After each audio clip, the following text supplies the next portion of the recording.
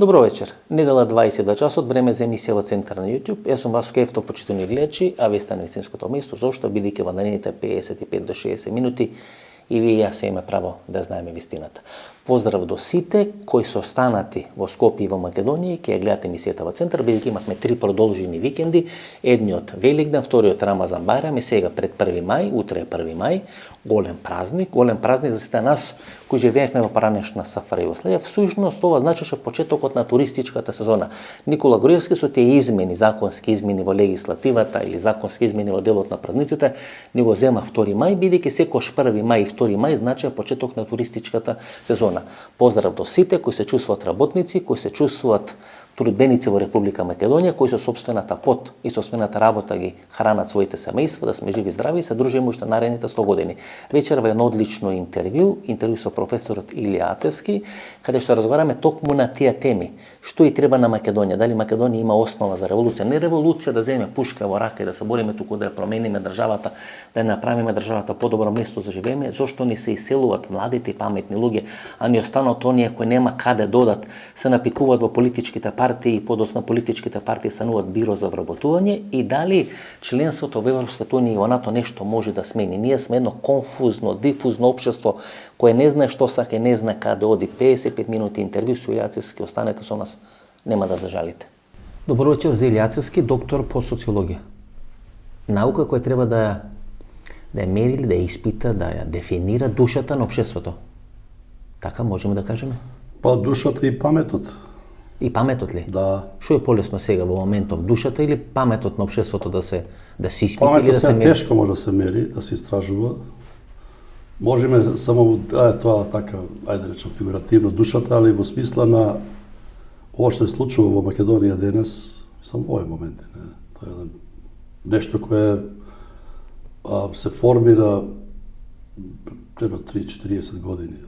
Заправо после распадот на социјализмот, кога започна тој процес на приватизација, Македонија беше една од тие ретките земји на таков начин на приватизација. Анте Марковиќ, Анте Марковиќ завршен дел и после 2004 година почна онев со законот кој го донесе тогашната влада, Јане Милјовски на чело, така да, во таа смисла. И практично, ја едно истражување тогаш го вработим 98 после тоа, не? Имено се покажа дека скоро кај на 70-80% од тие кои што беа во врвот на партијата, на Сојузот на комунистите, таа елита која владееше, практично станаа собственици на заедно со тие бизнисмени, не. Значи социјалистичката елита стана црвена буржуазија. Така, црвена буржуазија. И ако видиме дека одредени кланови во здравството, одредени кланови на правен факултет, одредени кланови во политиката до трето колено ги пренесуваат политичките функции, општествените функции, што ќе рече дека таа црвена буржуазија според вас се уште владее во државата, па на крајот на краиштата и начело на опозицијската партија, која настана како низ тој конфликт со социјализмот, со поранешна Сафара Југославија, доаѓа дете, наше дете што се вели, Христо Мицкоски, кај што таткото ги добива сите општествени награди во поранешна Социјалистичка република Македонија, работи на проекти за JNA, Тенкот, беше ова, тоа почнаме, што е социолошкото во суштина, да го поентирам, не? Ние многу малку имаме истражување во Македонија. Главно се сведуваат тие на некои невладини организации, делимично, немаме ние институции од тој тип, не? Дури немаме ни кадар подмладок кој се создава да биде. Вие немате наука без истражување, не? Затоа и кризата во образованието, не? Ја продадоа науката, знаете, овие неуспешни студенти на правен факултет кои станат политички науки, тоа е посебно. Каде што ги лажираат сите анкети за потребите на тој што ги нарачува анкетите. Ние веќе не веруваме во анкети. Вие било која анкета сега да ја презентирате, што велите истражувања, нема без математика, нема наука, нема во економијата, нема во медицината. Значи нема, се функционира на бројка и на математика. Сега се обидував да направам некој чисто вака елементарен преглед на овие истражувања, барем тие 4-5 институции кои се треба посериозно да се занимаваат со наука. Mnogo malko ima istražuvanja. Ние на чувство ги влечиме потезите, на Дури чувство говориме. То најмногу се ќе видите на мрежите, на социјалните мрежи. На социјалните мрежи, бидејќи не се препознаваат посериозни некад, без разлика вие, дали тоа, да речем Facebook или било која мрежа, не, кој ќе постигнете нешто вредно, луѓето да го препознаваат тоа. Тоа е проблемот. Но тие молчат. Дури го нема тоа. Но тие молчат. Го нема во тоа ево. Исчезна го нема. Да се вратиме на тоа, видиме сега како тоа би рекол рационалното во пазарната економија од една страна е многу сурово. Така, во смисла се цени вредноста, трудот, резултатот во било кое да е поле, без разлика тоа е како ќе го тоа направите, не? А од друга страна ги немате тие механизми кои што тоа може да го направат. Јас можам да зборувам само во, да речем, во сферата на образованието. Делимично во нешто во планирањето, веќе работев нешто околу генералните планови на Скопје од 2002-2012 и сега, сега дури имате многу малку капацитет во таа смисла да направите вие нешто квалитетно. А вие сте планирале во Скопје? Почесто во генералот како социолог, како урбаниста, како планер. Гледаме колку сте учествувале. Ова што се од 2002 нааму, овие 20 години, па и претходно што беше Демар Мала, ја таа студија што ја правев и ја објавив. Знаете, само тоа како сте планирале. Само ќе ви кажам подобро да не сте планирале. Подобро да не сте планирале. Само ќе ви кажам само еден хаос што се случува сега. Мојата позиција, односно како социолог, урбанист, беше се седуваше на тоа да ајде да ги направиме многу елементарни нештата. И сега ќе ти како? Ако ти во центарот на градот, центар тоа пака потесно подраче, речеме километар и пол. Мал ринг, не? Да, мали ринг. Ако вие немате ни 2 квадрати зеленило, чекайте. Немате ни не зелени 2 квадрати, тука немате ни неколку квадрати земја, без разлика дали ти има трева, не? Дека 90% бетонирано, дека голем дел немате паркинг, елементарно, не? Најголем дел немате слободни простори, упропастени делови, хаос во зашто ние планираме? Али вредноста сега доаѓа она другата страна, она што е па се направија профит, профитот доаѓа сега. Оти профитот го води сега тоа. Се обидував второ да направам една, да речеме овие планови што се на Дебар Мало, на Маџар Мало, тие дуповите, деталните планови, кој ќе го почне да го анализирате тоа неверојатно, се до онај момент додека не се дојде до израз некој од тие крупните, така да речам, играчи кои треба да ги наметнува тие услови, и се чека сега.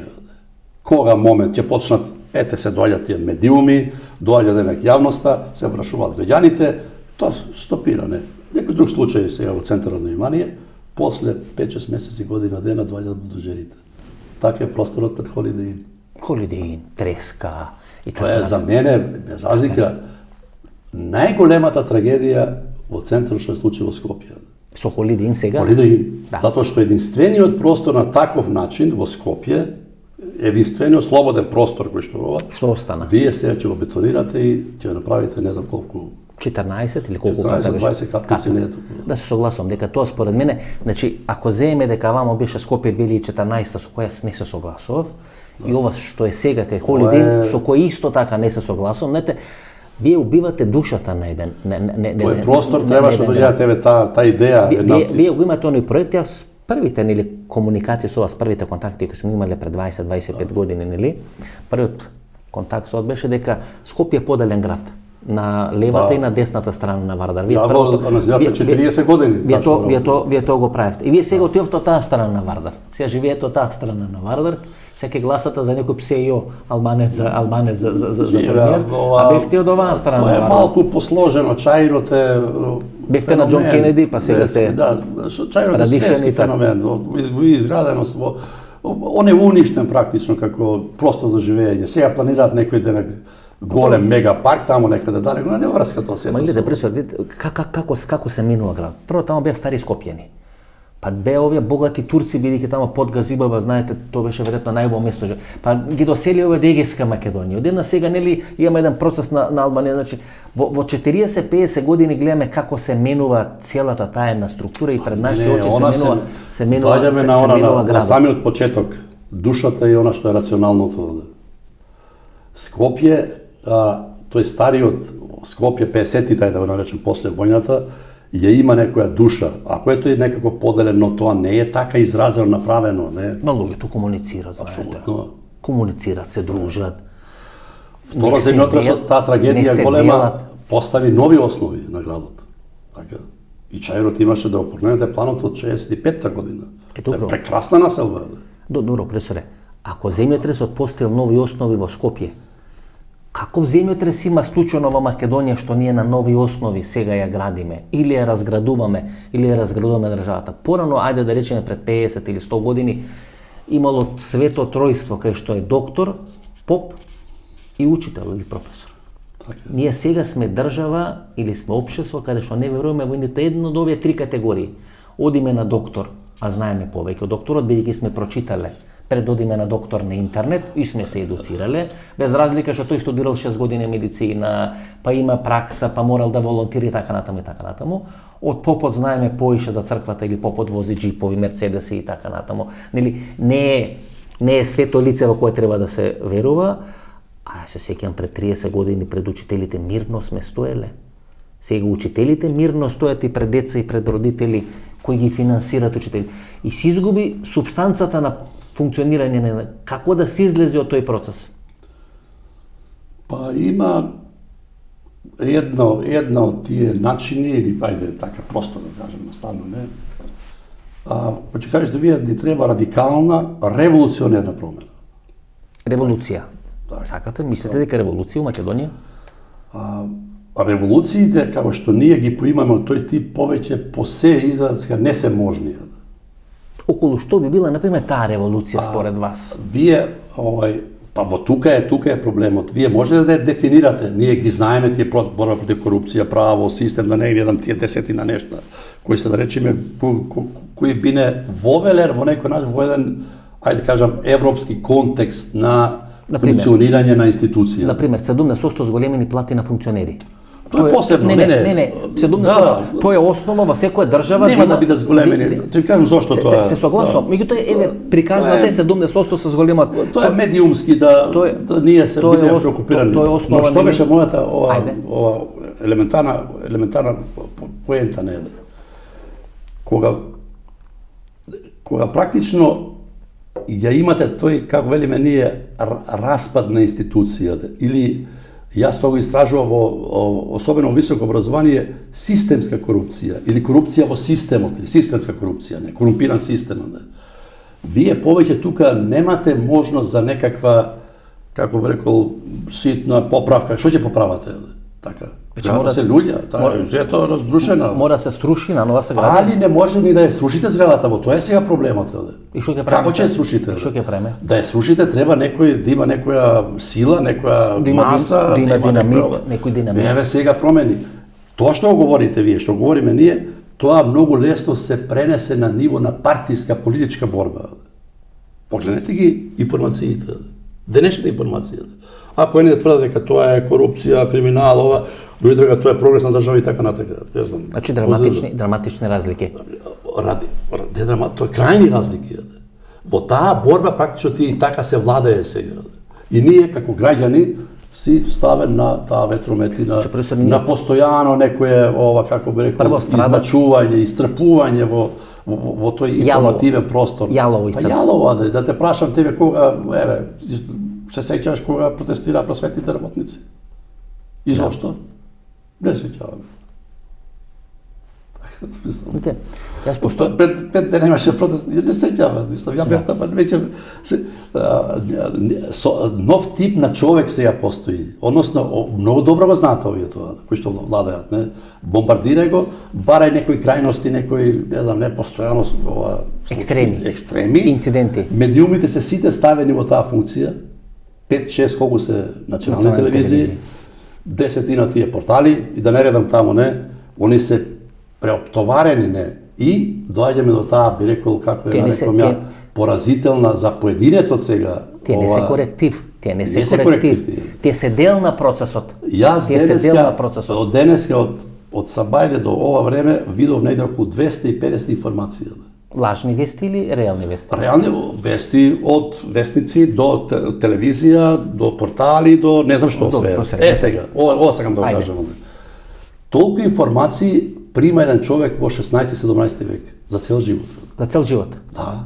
Колку што вие од Да, Сабајле од Сабајле до сега, да. До сега. И замети ги, сега доаѓаме до тоа поент, замети ги младите. Кога вие имате постојано, ја ги селектирам, не, сепак ќе препознаете колку толку во таа смисла, но ги листате вие, не постојано. Станувам зависник од тој, како би рекол, сај пред простор круг, влегувам во него и само тоа ме врти, не, постојано, ме врти и барам уште поголеми екстреми во тоа да нешто значајно треба се случи. Оставете во Македонија, например, да речат, нема телевизија, нема ништо 5 дена, што ќе се случи? Што ќе се случи? Шокови, нервни. Шок. Па да. Нема да има што да прават. Па нема што да прават. Па гледате колку бракови се растурија кога беше ова пандемијата корона. Останаа дома. Се соочија со жена, со деца и така натаму. Втората поинта Се растури што сакам да ја се извадам растури од ова. семејството. Сега системот не се прилагодува на тие нови технологии, на комуникација, на функционирање. Тука едноставно тоа го користат оние кои што имаат моќ, кои што прават пари, тие тоа го бараат всушност.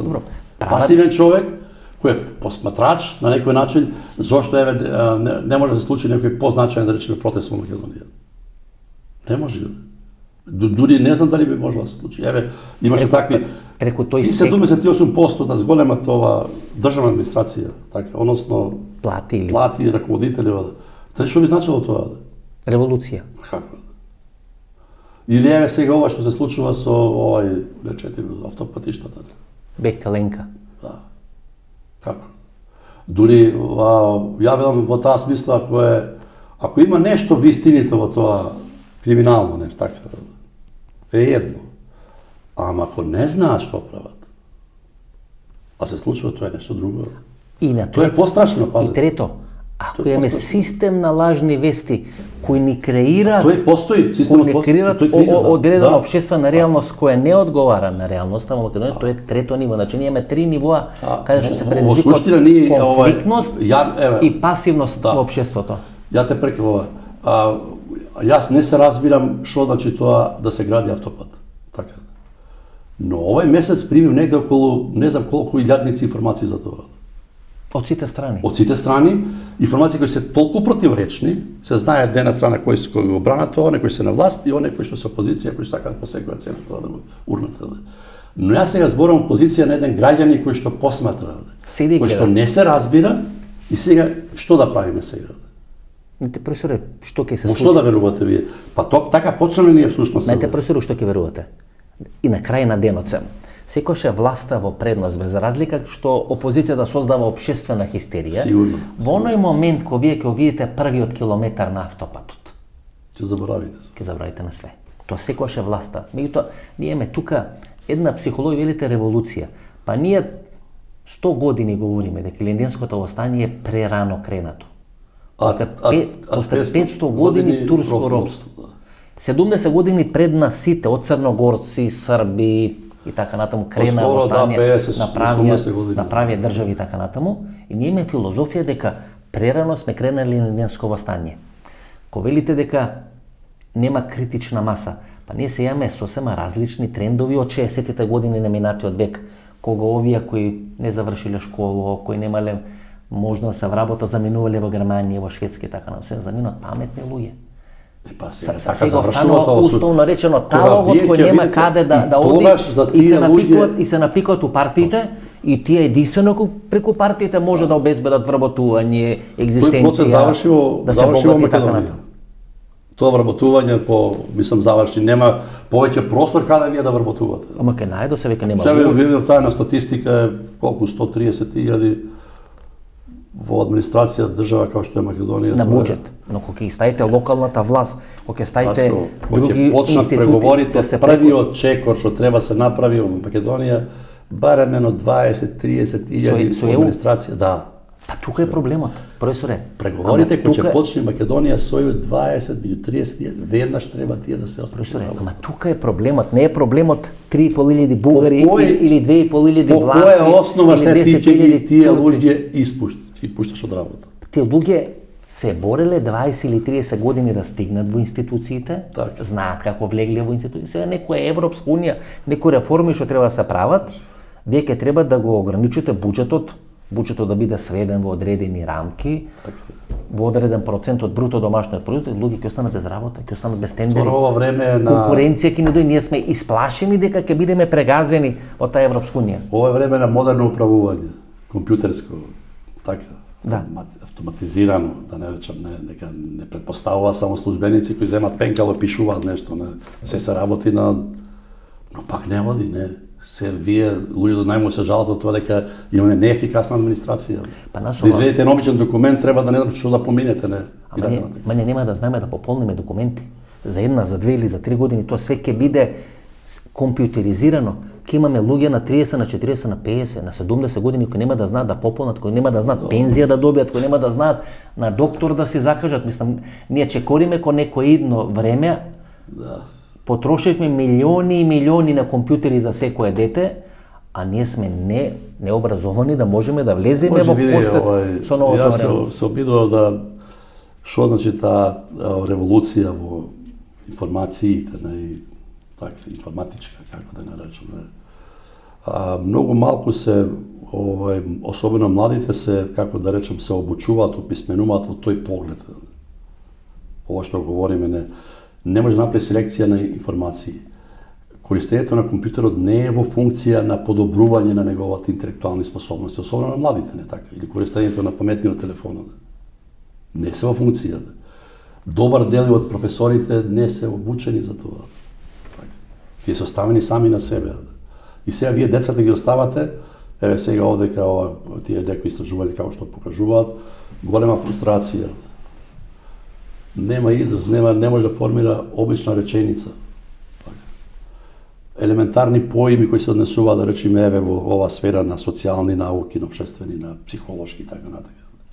Тие некои се како да се исфрлени надвор и компјутерот, инструментот, телефонот е само едно помошно средство кое станува зависник, а многу малку позитивни ефекти од тоа добива. Ако нема интернет, ако нема струја, тие се слепи при очи и глуви при уши. Нервозни. Да. Имаме генерации кои ако го исклучите телефонот, ако им го земите, не знаат што да прават.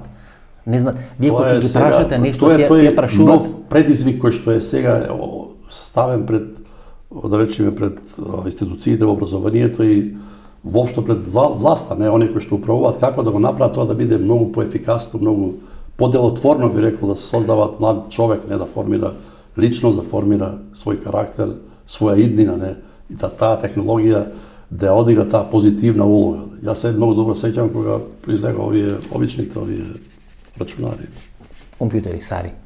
Оние кои джеп, малечките. Комодоре што беа и така натаму. Ние не бевме свесни уште што всушност се случува. Животот нели се смени. Начинот на функционирање.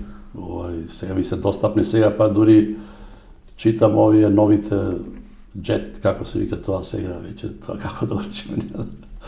Мислам во таа смисла, пишување на состави, текстови, вештачката интелигенција.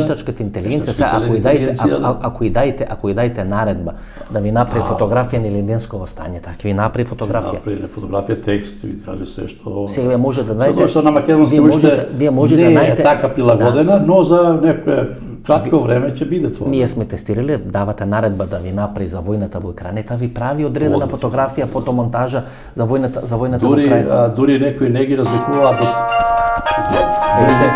Тоа покажува зависност. На интервју седите со телефон кој е уклучен. Да, е уклучен на телефон. Не сум исклучил да ги исклучувам, да.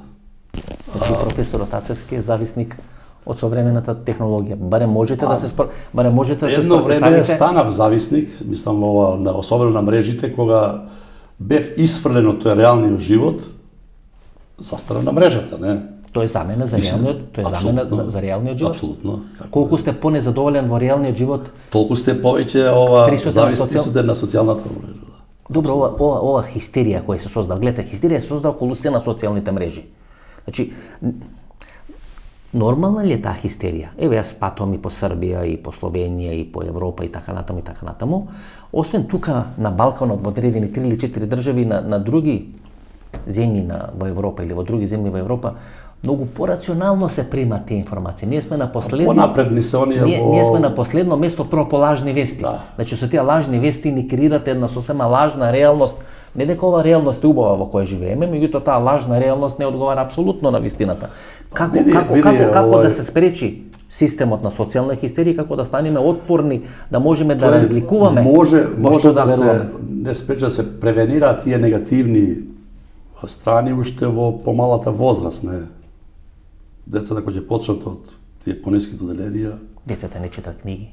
ова Не читат на да мобилни се телефони. некако да им се укажува, да се наблюдуваат, да се воспитуваат дека тоа е инструмент кој може да помогне до одредена граница, но не може да го замени, би рекол, она што е реалната комуникација.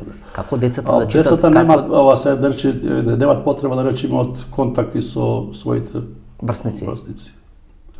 Кај ова, еве, влезете во автобус или одете во некој училиште, средно или ова сите, скоро. Во многу земји, во некои земји се забрани мобилниот телефон да се носи во време на настава во школа. Родителите обрнуваат многу повеќе внимание во тој поглед, не? И тоа е еден од тие начини, не можеме да го избегнеме до крај, сам да немам илузија. Има едно истражување, не сам да го спомнам, дека процентот на развод на бракови поради Facebook и поради че не сте го исклучиле телефонот или тој си функционира и без ваша контрола што се вика.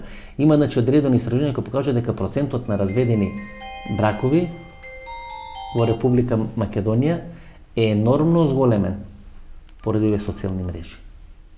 Каде што е замена за некое незадоволство во бракови, незадоволство на работа, незадоволство во реалниот живот во кој живееме. Гледате, одеднаш луѓе кои се изолирани, кои се на маргините во реалниот живот, се најагресивни на социјални мрежи. Тие ќе рушат држава. Тие ќе рушат систем, тие ќе наметнат одредени правила и така натаму. Мрежата го нема тој физички контакт. Мрежата го содржи тој, како да речам, емоционален, сензитивен, ајде дури интелектуален на некој начин, така, во таа смисла. И ние живееме во тој, како велиме ние, сайбер комуникацијски простор, сайбер простор. Што тоа значи? Тоа значи дека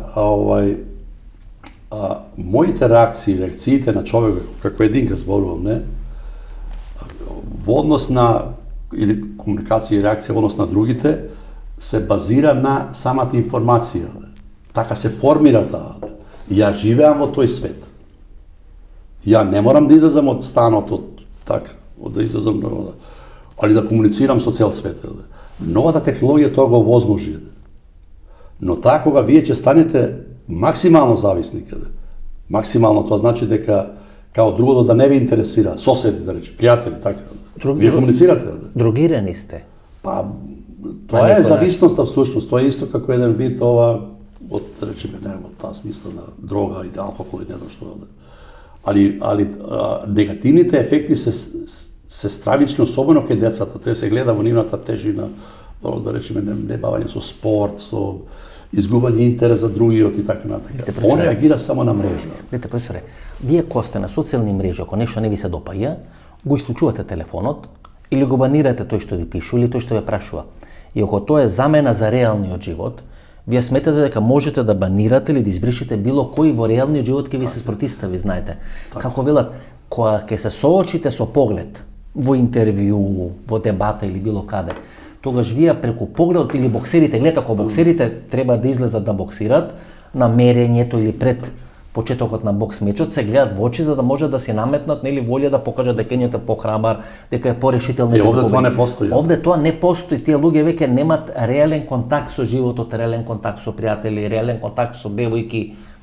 Тој всушност таа комуникација, таа е создава таа психологија, би рекол, не? Тој е болна комуникација. Па е до некаде, како не? ako preterate во тоа и во Кина, например, сега не знам колку е тоа сега, имаше пред неколку години, тие организира лечење на деца од зависности од социјалните мрежи, да.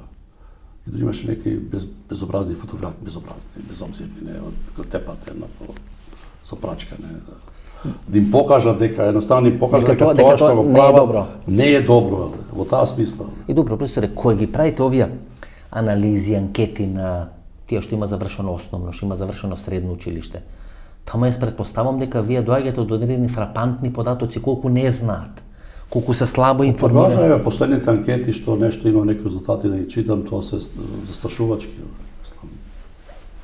Застрашувачки анкети. 60-70% од младите користат најмногу овие што се мобилните телефони и тоа 4, 5, 6, 7 сати. На ден. На ден. Елементарни работи не знаат. Елементарни не, почне да комуницирате, да разговарате, не... Те не разликуваат Вие не сте дел од тоа, не сте дел од тоа. Тие не може, ако оставите тоа на мрежа некој да прашува, тоа може нешто ќе ви одговори, да. И масовно комуникација не. Масовно луѓе не прават разлика Словачка и Словенија. Не, тоа е посебно, да. Мислам, пазите, значи ние развиваме необразовани генерации кои немаат елементарно ниво на Вие образование. зборувате за Словенија и Словачка, јас имаше една анкета таму која колку има, 5-6 години. Прашањето кога живеел Гоце Делчев, од 20 души само еден знае. Во кој период живеел Гоце Делчев? Да. Само еден? Само еден. А ние нели го браниме Гоце Делчев? Не им го даваме на бугарите? Зашто се борел Гоце Делчев? Кој бил тоа? Не знае зашто се борел Гоце. Не. Мислам, ја не верувам дека до тој степен е ова, зборуваме за историја, да речеме, ова. Тоа не мора да значи, се да не го генерализирам докрај, но тоа говори за руинираноста на воопшто на образовниот систем. Оди тој не формира повеќе, како би рекол, на личност човек кој што по некакви нормативи, по некакви показатели, индикатори ќе биде така повеќе ефикасен, творечки, критичен, каде живее, на крај нешто да која е смислата на животот. Професоре, Тоа е проблем, не само знаење.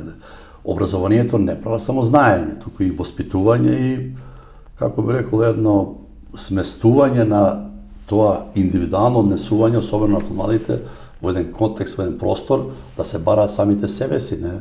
Да бидат борци, да бидат добро. така Како каде излезот од ова, знаете? Јас порано мислев... Па се враќаме на таа тема, каде излезот, реков, револуција, вие, еве, само тоа ќе ти мислам нова, добро што го постави тоа прашање, каде е излезот? Да говориме за некакви генерални начела, не можеме, не? Мислам, тешко може ти. Но да говорите за некакви правила, начела во сектори, да речеме во сектор на образование, во области, не? Јас можам да речем, еве, во што имам тие искуство во нешто во планирање, урбанистичко планирање, просторно, во урбанистичко планирање на градот. Тие се воспостави некои 10 индикатори, се показатели, правила, како да речем, норми, кои ќе ги искажете тие норми, тие се многу елементарни. Ако немате вие, да речеме, сега 20-30 квадрати зеленило, ако немате паркинг, ако немате слободен простор, ако немате елементарно снабдување, вие не можете да понатамо да трпате згради, да градите, да бетонирате, така. Второто е второто ниво, како тој простор да го обликувате во една, да добие една сепак некој значење, боја, зграда, не може вие да лепите една до друга и така натаму. Тоа е најлесниот проблем. Ние лесно ќе го решиме зеленилото на градот. Како ќе го решиме зеленилото на душата и зеленилото на мозокот, ако е тамо све бетонирано. Ако е тамо бетонирано, лажни вести, социјални мрежи, фрустрации, се враќаме на почетокот на прашањето. Еве кој е тоа. Вие, ако ги немате, не ги исполнувате тие услови, вие не можете да градите и точка. И тука завршува сета расправа.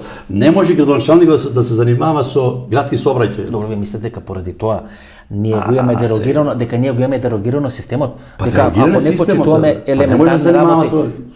Имате служба, имаш експерти, имаш кои тие ќе кажат дали Скопје како му треба сообраќај. Ама го прави тој затоа што има тоа корис, ќе направи една сделка, една друга. Имате ваша колешка, сега да не спомнам име. Имате ваша колешка, пред година дена била казнато со сообраќајна полиција.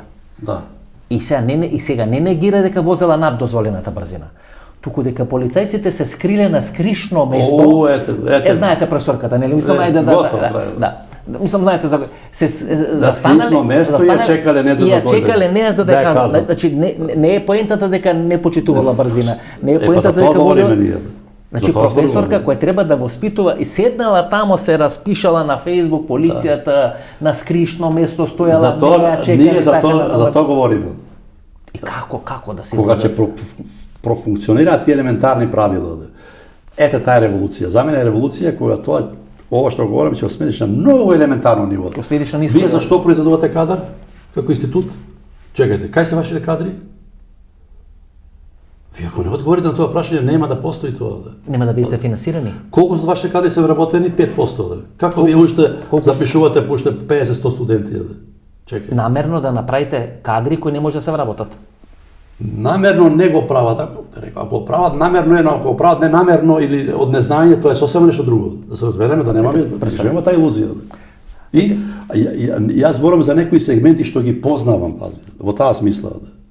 Ја не знам за судство, така, не знам за здравство. Па не дебатираме за судство, дебатираме за општествени Ја дебатирам за она кое што во, да речеме, образованието. Еве, пак се враќам на тоа. Да имате вие 24 правни факултети во Македонија. Чекајте. А имаме 5% доверба. 40 економски факултети. А имаме 5% доверба во судство. Не, сам да ви кажам дека создаваме одредена креатура од една карикатура. Па еве стотици доктори по науки, по правни, по социолошки, по општествени науки. И ништо. Немаме авторитет во општеството во кој можеме да веруваме. Не веруваме во држава, не веруваме во армија, не веруваме во црква. Која сакам да ја нагласам, оној кој што сега вреди, пази, кој што значи нешто, кој ќе се најде во тие околности, по неразочаран и по секоја цена бара да си замине. Или заминува или се пасивизира. Се пасивизира, се разочарува, тој доживува тешко, тие се емоционални, односно психолошки шокови. Еве на пример, кај живееме. Јас на економски. Ако тоа го доживее порано, уште ова и си замине, тоа е едно. Но вие ако тоа веќе сте тука некој етабрирани. На 50 на 60 години. Тоа е страшно. Тоа се психолошки ломови. Апсолутно. Ломови и имате во Македонија доста. Ете професор, јас тоа барам морам да ви набрам едно десетина кои познавам, кои се заминаа. Кои се разочарани се доста и кои што велат и само сега ќе го сретнеш од нас ништо не бива. Како не бива? Ништо, брат. Како ти си човек на 60 години? Не. Од каде таа? Ваќаме на почетокот, каде е душата? Јас зборуваме ние за тоа рационално, затоа тие западните системи се ефикасни во тој поглед. Тој не те гледа кој си ти, дали си по национална религија, не знам што, дали добро работиш и ти си добро седи тука, вика ти ќе бидеш. Кога работиш добро, тој ќе те држи како А ти дали веруваш во Господ, дали веруваш во Аллах, тоа е твој проблем. Ти верувај си. Тој приватна работа. По плат не верувај си ти, кој ќе бидеш дома, тоа правиш што сакаш ти. Ете професоре, име два. Ние сме обратно ги сватиме тие. Ајде клуч на вработување. Се мора да бидат албанци или мора да бидат македонци, мора да бидат роми. Зошто? Балансер. Зошто? Балансер. Балансерот ќе ви одреди кој треба да биде вработен. Не факултетот, не знаењето, не дипломата. Ја сака ли државата сега? Која држава? Зашто зборуваме ние? Во тука е проблемот. Ете, ние имавме. Така е, од таму сега почна треба реформите. Како да почна реформите? Од каде почна реформите, ајде? Како? Па на зврфно Од остварување. револуцијата, како што ние познаваме, се формира критична маса, така, зема оружјето, зема тоа и прави просветуваат другите ljudi прави револуција. Сега тоа е многу посложено, многу е потешко и многу тешко изводливо на таков план, али затоа Европска унија, затоа верувам во тоа, некој ќе почне тие поглави, ајде речеме, ќе се отвори, не? И ќе ги нацртаат тие работи. Нема да дозволат башибозук. Апсолутно. Значи нема да дозволат башибозук, да седите на граница. Затоа партиите, овие кои што владеачки, или дојдете на царина, ни едните, ни другите, не сакаат Европска унија. Бидејќи треба ред и дисциплина да спроведат. Како? Правила на однесување. Правила и таа партија што ќе биде, што ќе добие изборите, после 6 месеци паѓа од власт, затоа што луѓето ќе чекаат. Таа партија што ги добива изборите смета дека ги добива нашите души, Точно. Нашите пари и одлучуваат за нашите судбини, за нашите пари. Од нив све зависи без разлика што победили со 30% или со 25%. Тие сметат дека треба 100% да ги користат ресурсите на власта. Тие располагаат со парите, да. Видите, професоре, два системи имаше. Лазар Кулишевски. И тој го срушивме на референдумот, или го заменивме на референдумот, изгласавме за независна Македонија, и до атентатот на Киро Глигоров ние се уште имавме влага од тој претходен систем. МЗТ Скопје, четвртфинале на Куп на Радево Корче, така натаму. Па имаме заробена држава на Никола Груевски, каде што навистина све зароби. Мислам дека во изминатите 50-60 години Кулишевски и Груевски има најголема власт во Република Македонија, и таа нели се сруши сега. И сега немаме ни заробена, ни комунистичка држава, туку имаме некој хаос. Хаос на хибрид, тоа се вика хибридни режим. Како сега да функционира? Сега системот е срушен, што бил лош, а не изграден. Хибридниот систем е, вие, еве сега имате, да речеме, не знам колку проценти закони кои се согласени со европското законодавство, така, и то до голем процент, а ништо не функционира, односно многу малце функционира. Односно е на хартија. Тоа е хибрид, тоа е суштинска хартија, да. И кој се таа провалија се зголемува. Добро, овие стравови што не ги прават. Океј, психологијата, психијатријата се бави со стравовите на индивидуата. Но ние имаме општествени стравови. Стравови од бугари, стравови од албанци. Кивни сме на ЕУ. Кивни сме на НАТО, знаете, тоа го определуваме како стратешки. Кој ние? Од што сме ние прво исплашени и од што сме изфрустрирани? Вие сте правиле анкети, истражување, најавно мислење и истражување. Можеме ли да ги дефинираме тие процеси во Република Македонија? Не можеме, еве едно, елементарно да го разбереме тоа, велиме вака сега, слушаме овие речеме што се и од едни луѓе кои што се аналитичари, политичари на некој начин, што ќе не нам Европска унија? Кога Европска унија нема принципи, нема и така. Се распаѓа. Така. Готова е. За мене Европска унија се тие елементарни правила на однесување на функционалност на системите. На пристојност. Пристојност, апсолутно. Вие дори да не зборуваме за Европска унија, но ајде да направиме, да речеме, еве, реформа во образование. Еве Канада да земе. Канада не е во Европска унија. Еве Канада да земе, нели? Ние, тука е таа поента, се чекаме некој од надвор да дојди, да не чукне по глава, да чуе да што вие тоа ќе оправите. Ама тоа е друга психологија, за тоа почнавме да. Професоре, ако не ни направа чарена револуција или војна, ние не правиме одредени работи, рамковен, преспански или било кој до. Значи ние мораме да дојдеме некој да ни рече многу сега не може да има нема да има ни војна, не може да има ни војна, во тоа е зашто војна, ајде. Па нема војна. Ама не може да има во Македонија, да. Кој да војува? И зашто да војуваат? Албанците ќе војуваат, македонците, кој? Нема таква. Зашто да војуваат? Треба сами против себе да војуваат, бидејќи се власт. Бидејќи се власт. Можно е. Тоа може, тоа е најмногу може. Тоа е најреална можност. Не, као на реално доаѓа да војуваме против сами против себе, нели? Бидејќи сами против себе најмногу си работиме и за тоа сме екстерно талентирани. Но тоа веќе мислам не сиро тука вака иронично така би било, не. Нели па како иронија го кажуваме, знаете. Иронија апсолутно. И добро, професор Евај, не можеме ќе повеќе сериозно да расправаме за некои работи. Не можеме да. Ви реков тоа, мислам, барем јас колку што знам во, да речеме, спомнувам високо образование. Ама ние го губиме чекорот со Европа. Значи не само што ние не го намалуваме јазот во изминатите. Не постои чекор во тоа смисла, тоа. Не зашто не постои чекор, затоа што не знаеме ние кај одиме всушност. Како она бе, вика Валис, кој вика кај да одам? Вика кај треба да одиш? Па не знам, тоа што оди кај сакаш, ти ќе стигнеш на целта. Ние сме во таа ситуација, као мува зунзара која лета горе, доле, право. Значи нема правец, не одиме. Нема правец тие, да. Ти кога би издржале во некоја од тие реформи, би издржале. Дека би излегле. Кога би излегле некоја, чекајте. Ајде да се има образование, еве јас се обидував да ајде да зборам од многу комисии кои беа да реформи, и то сериозни луѓе кои што влегови до академијата на науки, кои што чисто да се направи нешто. Се изработи еден материјал толку. Добро. Никого не го обврзува тоа, пазете. Никој пред никого не одговара. А се тече во ред. Избори. Се бира, се функционира. Сите професори станавме редовни, чекај. Редовни професори. Сите од 100 души. Академици, може уште една академија ќе направи. Може, не е тоа проблем. Од 100 души, 100 вработени на еден факултет, 110 се редовни професори. Вижте како да некој ме смета дека вредат за тројца. Ние сме како учека, тамо нема борци, има само команданти.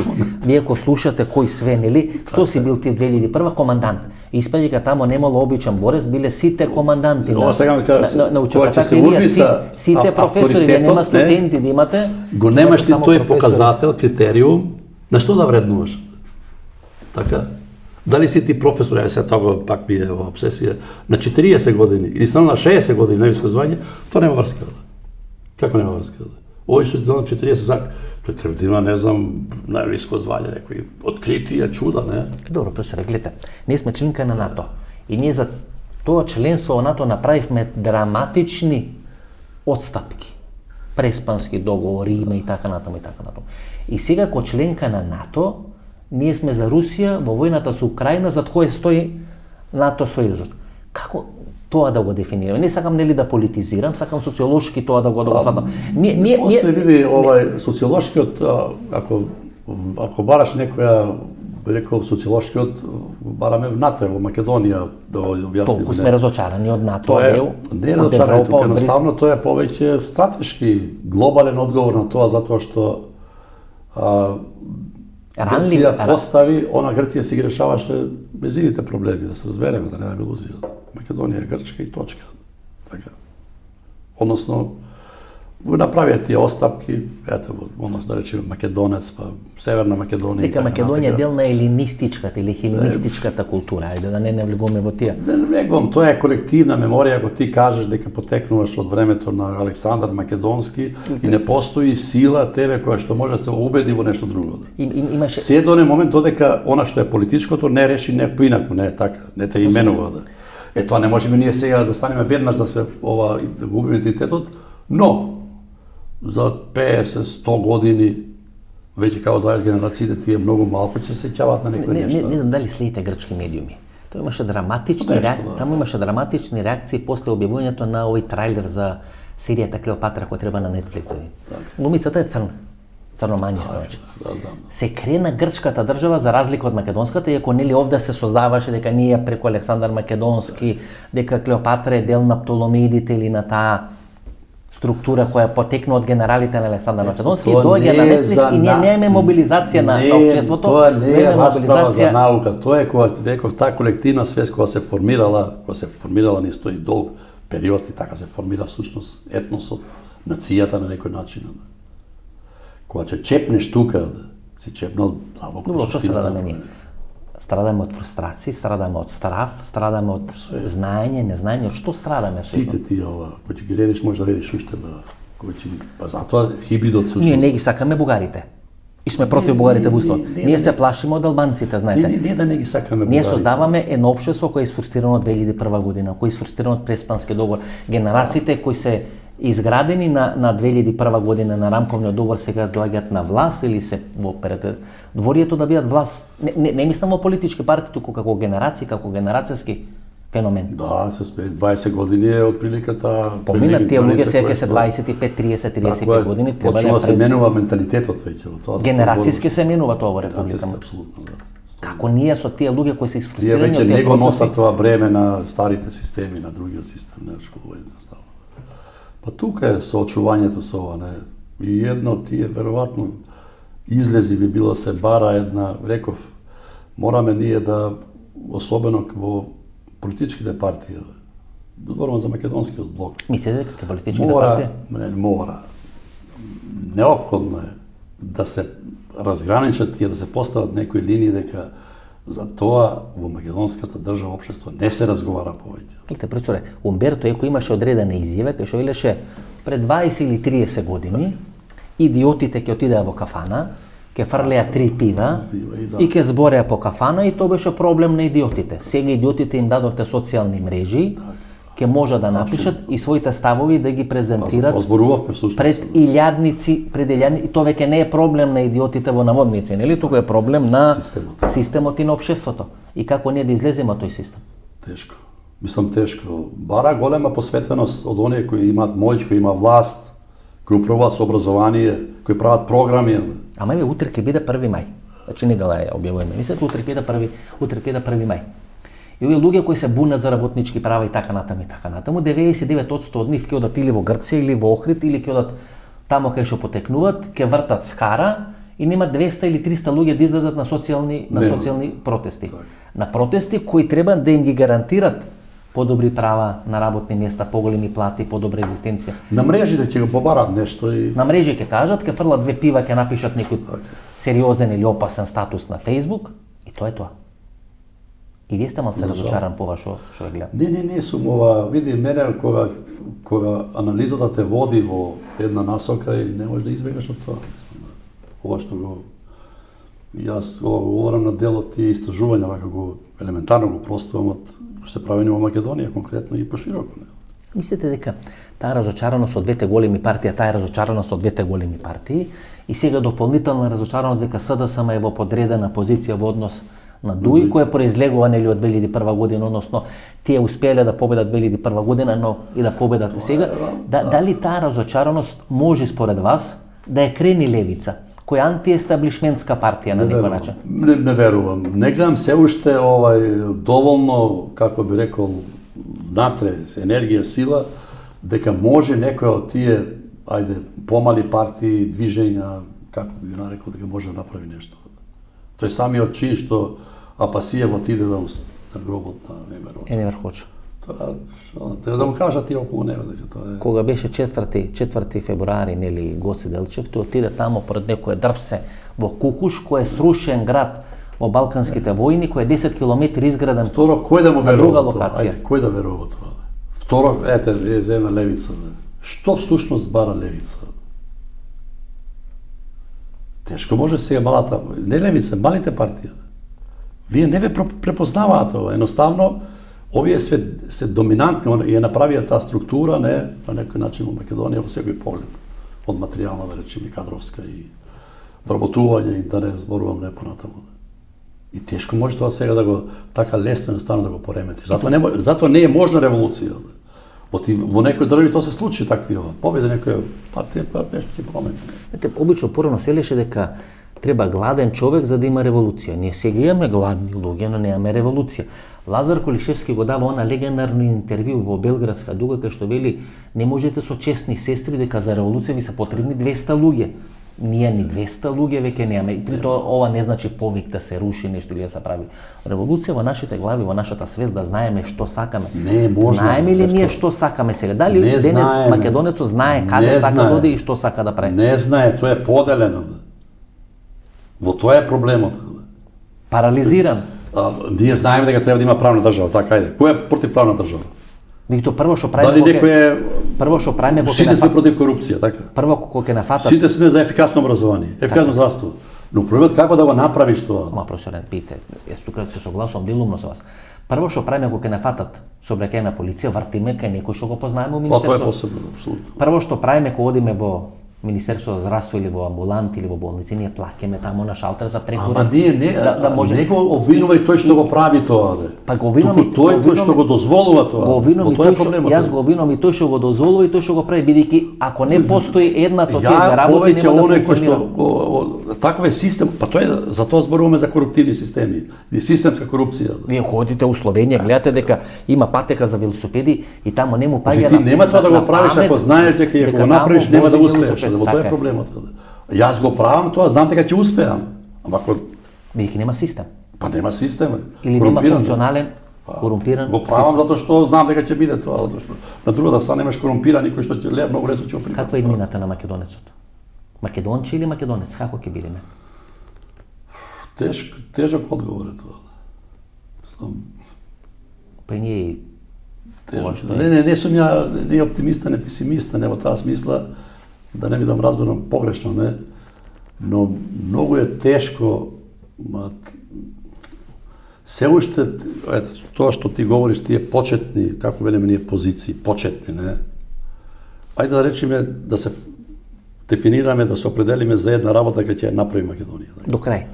Еве беше, ајде спомнам тие, таа револуција Заев, како да ја наречемо, шарена револуција, не, беа против корупција. Нема правда, Сега нема. истражувањата покажуваат дека има многу поголема корупција. И ја се тебе да те прашам. Како тоа ти го објаснуваш? А таа револуција почна против Ја ви го објаснив тоа. против коруптивно Дека ние сме имале два системи на Лазар Кулишевски и на Никола Груевски, кога ги срушивме тие два системи, наместо да направиме подобар систем, ние направивме не систем. И во моментов нема систем, ако имало заробена држава против која се борела шарена револуција во време на Груевски, сега нема држава. Сега нема систем, тука е целиот. Тоа беше една така радикална револуција. Вие бевте дел на шарена револуција? Не бев ја лично. Ја ги посматрав ова. Ако си дел, верував дека барем во оние сфери кај што нешто знаев, дека нешто ќе се промени. Скопје 2014 година, пример, што беше тоа исто една така перална на пари. Верував дека ќе има едно на историјата на духот. Ali еве колку години поминаа тоа, 5-6 години. Ништо не се направи. Сега последните анкети покажуваат дека корупцијата е многу поголема од тоа. И сега ја не верувам, дали да верувам во анкетите, но некои агенции кои што се сериозни. Ние сме една од тие најкорумпираните земји во Европа. И сега професоре, како викаат? Да бегаме или да дури од Косово, да се предаваме? Дај да ги спомнувам некои од покорумпирани. Косово има автопат, не знам дали се го виделе патот. Кој Бехтел и Енка, кој сега тука нели ги проблемираме. Тука е тоа разочарување. Автопатот до Приштина го прави Бехтел и Енка. Она тоа викаш прашање кај да одиме сега. Да бегаме или да се предаваме? Затоа сме разочарани. Како да не го гледаме излезот. Па ние да чекаме да имаме празници, продолжени викенди, немаме пари, а вие на продолжен викенд, овие 3 продолжени Великден, Рамазан, Бајрам и сега 1 мај, се полни границата према Белград, према Грција и така натаму. Значи некои пари има, луѓето имаат некоја комоција. Добро, и после 2 години беа релативно бевме затворени така, луѓето се барат некои. И сега барат или на оздушка или на социјалните мрежи. Али една стои, тоа е фактот дека една сме од најсиромашните држави. Тука со Молдова, со Босна и Херцеговина, со Косово. Една од најнесреќните народи, земји. Која верува во лажни вести и која е зависна од социјалните мрежи и хистеријата на социјалните мрежи. Каде што веќе 1/3 од луѓето не знаат како да преживеат. Тоа е голем проблем. Дека не знаеме се уште, мислам не знаеме, не. Дали од тие категории, дали е можно да се формира критична маса за промени? Значи, чекајте, не може. Гледате французите што прават тамо нешто, еден се менува еден закон за пензија, закон за 100.000 излегува, не тоа крв ќе паѓа ако треба да. Како викат, ние треба да правиме пита со ништо, бидејќи немаме што да ставиме внатре. Професоре, фала многу. Не сме нешто многу оптимисти. Утре е празник 1 мај. Не сме, мислам, празник на не сум ни песимиста, некој не е оптимиста. Ја верувам дека верувам, условно морам да верувам, ако сум оптимиста, тоа е голямо разочарување, но како што можеме да видиме во некои области многу тешко. Излезот е многу тешко. Повеќе ќе ни падне, повеќе ќе имаме шанса да ни падне на лото, него сами да бидеме способни да решиме некои проблеми во државата. Така е. Фала многу, многу среќа. Беше задоволство. Еве да искажеме нешто, колку е поелементарно основно, не. Твојата емисија е таква. Да има, да се дебатира, да се каже, да се предизвика реакција, нели, да се освестиме. Така е. Инаку доста се гледани, доста много мрежи. Да го искористам влијањето што го имам, за да можам да придонесам за подобрување на процесот. Ја го зборувам тој по аспект, не, знаете, што не сакам државата или не, али нешто да смениме. Па нешто да се помести некој колку е можно тоа, не. Иако реков мојот обид беше таа борба на универзитетот доста тешка и многу малце се изгуби многу енергија, изгуби многу како Дон Кихот против овие ветерници. Ветерници, тоа ти реков, тој пораз беше, вика, тој нема ветерници, тој декан беше на факултетот. Нема, вика, ветерници, за што се бориш ти? Го гледам, вака, не може да верувам. Професоре, многу среќа. Се најдобро. А уште еднаш поздрав. Ова беше емисијата во Центар, ова беше интервјуто со Илија Ацевски. Ако се допадна оваа емисија, нова дружина недела во 22 часот. Во недела во 22 часот, односно четврток е недела во 22 часот, 2 интервјуа, односно еден интервју во 2 продолженја со Југослав Петрушич. Првото интервју трае некаде околу 1 час и 25 минути. Второто интервју или втората емисија трае околу 1 час и 35 минути. После 4 години и 1 месец Југослав Петрушич ексклузивно во емисијата во Центар, да ми верувате, бомба интервју. Ако ви се допаѓа интервјуата со Тома Аврамски, ако ви се допаѓа интервјуата со Љупчо Георгиевски или со адмиралот Давор Домазет, лошо, интервјуата со Југослав Петрушич е истата класа, ако не и класа над тие интервјуа. Четврток 22 часот, недела 22 часот, две емисии, односно едно интервју во две емисии со Југослав Петрушич до четврток од 22 часот. Пријатно вечер, Македонија, каде да си?